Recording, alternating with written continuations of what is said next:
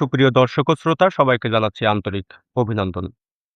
সমসাময়িক রাজনৈতিক পরিস্থিতির বিশ্লেষণ নিয়ে আপনাদের সঙ্গে আছি আমি কবির আলমগীর।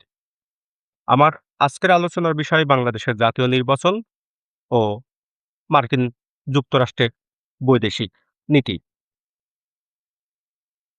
২০২৩ সালে জাতীয় সংসদ অধিবেশনে বাংলাদেশের সেই সময়ের প্রধানমন্ত্রী শেখ হাসিনা উল্লেখ করেছিলেন, আমেরিকা চাইলেই যেকোনো দেশের ক্ষমতা পাল্টে দিতে পারে। শেখ হাসিনার এই বক্তব্যের ১.৫ বছরের মাথায় আওয়ামী লীগ সরকারের পতন ঘটে। এই পতনের মূল কারণ ছিল ছাত্র জনতার গণ-অভ্যুত্থান। এই গণ-অভ্যুত্থানের পরে শেখ হাসিনা দিল্লিতে গিয়ে আশ্রয় নেন। বাংলাদেশে দায়িত্ব গ্রহণ করে অন্তর্বর্তীকালীন সরকার, যে সরকারের নেতৃত্বে রয়েছেন নোবেল বিজয়ী অর্থনীতিবিদ ডক্টর মোহাম্মদ ইউনূস। অন্তর্বর্তীকালীন সরকার এরই মধ্যে নির্বাচনের তারিখ ঘোষণা করেছে আগামী ১২ই ফেব্রুয়ারি দেশটির জাতীয় সংসদ নির্বাচন। দিল্লিতে আশ্রয় নেওয়ার পরে প্রধানমন্ত্রী শেখ হাসিনা ওই সময় দাবি করেছিলেন যে আমেরিকা বাংলাদেশের কাছে সেন্ট মার্টিন দাবি করেছিল এবং সেন্ট মার্টিন দিতে রাজি না হওয়ার কারণেই মূলত আওয়ামী লীগ সরকারকে ষড়যন্ত্র করে পতন ঘটানো হয়েছে। যদিও কবে, কোথায়, কিভাবে সেন্ট মার্টিন দাবি করেছিল মার্কিন যুক্তরাষ্ট্র সে সম্পর্কে কোনো সত্যতা বা প্রামাণিক দলিলপত্র আমাদের কাছে নেই। তবে আমেরিকা চাইলেই বাংলাদেশের এই সরকার পতন ঘটানো সম্ভব কিনা সেই কার্যকারণটা আমরা আজকে আলোচনা করব। এবারের নির্বাচনে আওয়ামী লীগ যেহেতু ভোটের মাঠে নেই, ভোটের মাঠে রয়েছে বাংলাদেশের জাতীয়তাবাদী দল বিএনপি ও বাংলাদেশ জামাতি ইসলামী। এবারের মূল প্রতিদ্বন্দ্বিতা হবে এই ২ দলের মধ্যে, যারা ভোট ব্যাংক নিজেদের মধ্যে ভোট ব্যাংক বাড়াতে প্রার্থীদের দ্বারে যাচ্ছেন। এরই মধ্যে জামাতের সঙ্গে ইউরোপীয় ইউনিয়ন, কানাডা এবং যুক্তরাষ্ট্রের প্রতিনিধি দল সাক্ষাৎ করেছেন। তারা নির্বাচনের গতিবিধি বোঝার চেষ্টা করেছেন এবং জামাতে ইসলামের নেতাদের সঙ্গে কথা বলে তাদের নির্বাচন সংক্রান্ত ইস্যুতে তাদের প্রস্তুতির বিষয় নিয়ে তারা আলোচনা করেছে। যদিও এই সমস্ত কূটনীতিক বলছেন যে কোন দেশের নির্বাচন হলে তারা শুভাকাঙ্ক্ষী দেশ হিসেবে এ ধরনের আলোচনাগুলো করে থাকে এবং কূটনৈতিক প্রক্রিয়ার অংশ হিসেবে এই আলোচনাগুলো করা হয়ে থাকে।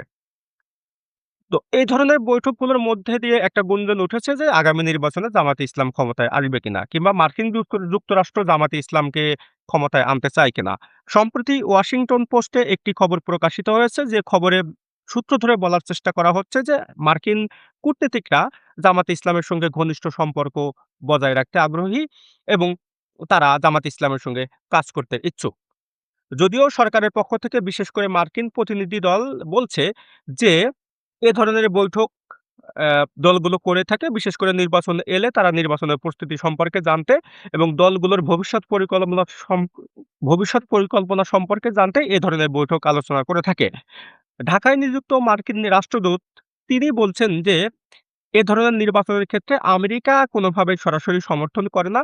তবে জনগণের ভোটে কোনো দল ক্ষমতায় এলে সেই দলের সঙ্গে নিবিড়ভাবে আমেরিকা কাজ করে থাকে। সম্প্রতি আমরা ভেনেজুয়েলায় সামরিক অভিযান দেখেছি। বিশেষ করে মার্কিন প্রশাসনের সেনাবাহিনী রাতের আঁধারে অভিযান চালিয়ে দেশটির প্রেসিডেন্ট নিকোলাস মাদুরোকে ধরে নিয়ে এসে বিচারের মুখোমুখি করেছে। এক্ষেত্রে মার্কিন প্রেসিডেন্ট ডোনাল্ড ট্রাম্প বলছেন যে ভেনেজুয়েলার রুট ব্যবহার করে দেশটিতে মাদক পাচার করা হতো এবং এই মাদক পাচারের কারণে যুক্তরাষ্ট্রে মাদক সেবনকারীর সংখ্যা বেড়ে গেছে এবং দেশটা মাদকে জর্জরিত হয়ে পড়ছে। এই কারণে বারবার নিকোলাস মাদুরোকে হুঁশিয়ারি দেওয়ার পরেও নিকোলাস মাদুরো কোনো ব্যবস্থা না নেওয়ার কারণে সামরিক অভিযান অব্যাহত হয়ে পড়ে। এখন বিষয়টা হলো যে ভেনেজুয়েলায় যেভাবে সরকার বদল হয়েছে, বাংলাদেশে এভাবে সরকার পতন সম্ভব কিনা? উত্তর হলো যে না। আওয়ামী লীগ যদিও দাবি করছে যে মেটিকুলাস ডিজাইনের মাধ্যমে এই সরকারকে পতন ঘটানো হয়েছে। বিশেষ করে আওয়ামী লীগ সরকারের পতনের পেছনে মেটিকুলাস ডিজাইন এবং ডক্টর মোহাম্মদ ইউনূসকে দায়ী করা হয়। যদিও এই আন্দোলনে মেটিকুলাস ডিজাইন আদৌ ছিল কিনা সে ব্যাপারে সুনির্দিষ্ট প্রমাণ বা তথ্য আমাদের কাছে নেই। তো আমেরিকা আমাদের উন্নয়ন সহযোগী দেশ এবং শুভাকাঙ্ক্ষী দেশ সেটি বলা যায়।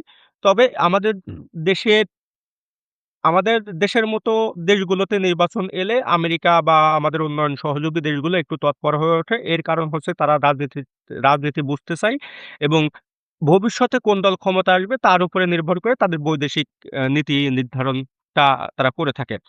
অ্যা আমাদের এই দেশগুলোর মতো দেশগুলোতে নির্বাচন কেন গুরুত্বপূর্ণ বা কেন আমেরিকা বা ইউরোপীয় ইউনিয়ন কিংবা কানাডা এই দেশগুলোকে গুরুত্ব দিয়ে দেখে তার একটি কারণ হলো যে বিশেষ করে মার্কিন যুক্তরাষ্ট্রের প্রবণতাটা আমরা বুঝতে পারি যে মার্কিন প্রশাসন এই অঞ্চলে চীনের আধিপত্য ঠেকাতে চায়। বিশেষ করে চীন বাণিজ্যের ক্ষেত্রে যে একচেটিয়া আধিপত্য এই দক্ষিণ এশিয়া দেশগুলোতে ধরে রেখেছে সেটিকে খর্ব করার জন্য মার্কিন প্রশাসন এটি খুব জোরালোভাবেই দেখে। এর উদ্দেশ্য হচ্ছে চীনের আধিপত্য কমানো এবং এই অঞ্চলের দেশগুলোতে মার্কিন বাণিজ্যটা আরো বেশি সম্প্রসারিত করা।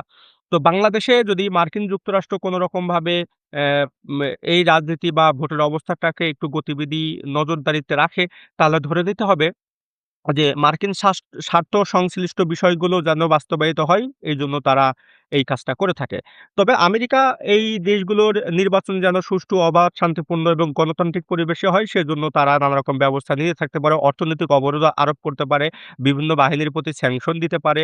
এমনকি তারা উম অ্যা ওই দেশের অভ্যন্তরীণ পলিসির ব্যাপারেও নানারকম পরামর্শ দিয়ে থাকতে পারে। যেমন আওয়ামী লীগ সরকার ক্ষমতায় থাকার সময় র‍্যাবের উপরে স্যাংশন বা বিধিনিষেধ আরোপ করেছিল মার্কিন যুক্তরাষ্ট্র। যে বিধিনিষেধ এখনো ওঠেনি। তো এই যে এ ধরনের চাপ হচ্ছে আসলে তৈরি করা হয় যাতে এই উন্নয়নশীল দেশগুলোর নির্বাচনে যে পলিসি গুলো থাকে বা নির্বাচনের এই দেশগুলোর যে ধরনের কৌশল বা ভবিষ্যৎমুখী পরিকল্পনা থাকে সেই পরিকল্পনাগুলো যেন ওই পরাশক্তি দেশগুলোর মনের মতো হয় বা তারা যেন এই বিষয়গুলোতে পরামর্শ দিতে পারে সেই জায়গাটাই নিশ্চিত করার জন্য মূলত এ ধরনের হস্তক্ষেপ থাকে। তার মানে এই নয় যে একটি স্বাধীন সার্বভৌম দেশে চাইলে আমেরিকা চাইলেই যেকোনো দেশের ক্ষমতা পাল্টে দিতে পারে। তবে কোন দল ক্ষমতায় এলে তাদের পলিসি গুলো বাস্তবায়ন করা সম্ভব হয় সেই বিষয়গুলো মাথায় রেখেই মূলত নির্বাচনকালীন গতিবিধি মার্কিন যুক্তরাষ্ট্র, কানাডা বা ইউরোপীয় ইউনিয়নের মতো দেশগুলো নজরদারিতে রাখে।